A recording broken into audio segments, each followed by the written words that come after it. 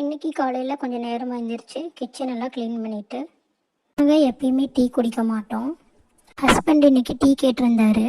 டீயும் வச்சுட்டு ஏங்க என்னங்க அந்த மாதிரி ஒரு டைலாக்லாம் பேசிவிட்டு டீ கொடுத்துட்டு சரி இன்றைக்கி என்ன சமையல் செய்யலாம்னு யோசிச்சுட்டு இருந்தேன். சரி தக்காளி இருந்துச்சு, சரி தக்காளி தொக்கு செய்யலான்ட்டு. சரி நம்மளும் அந்த வீடியோவில் வரும்ல தக்காளி மேலே தூக்கி அறுப்பாங்க அந்த மாதிரிலாம் இருக்குல்ல. சரி நம்மளும் அந்த மாதிரி ட்ரை பண்ணிட்டு இருந்தேன். சுத்தமாக வரவே இல்லை. நம்மளுக்கு எதுக்கு இந்த வேலை அப்படின்ட்டு நம்ம எப்பயும் போல தக்காளி அரைகிற மாதிரி அரைஞ்சிட்டு எண்ணெய் கொஞ்சம் ஊற்றிட்டு சோம்பு கசகசா பட்டை போட்டுட்டு கொஞ்சம் நல்லா பொரிஞ்ச எண்ணெயும் ஆனியன் கொஞ்சம் போட்டுட்டு பூண்டு ஒரு 4 பல்லு போட்டுக்கோங்க. தக்காளி அரைஞ்சி வச்சுருந்தோம்ல அதையும் போட்டுட்டு கொஞ்சம் வணங்கிறதுக்கோசம் மஞ்சத்தூள் மிளகாய்த்தூள் இது 2 மட்டும் போடுங்க. வேறு எதுவுமே போட தேவையில்லை. நீங்கள் ட்ரை பண்ணிவிட்டு சொல்லுங்கள். தண்ணி தேவையில்லை.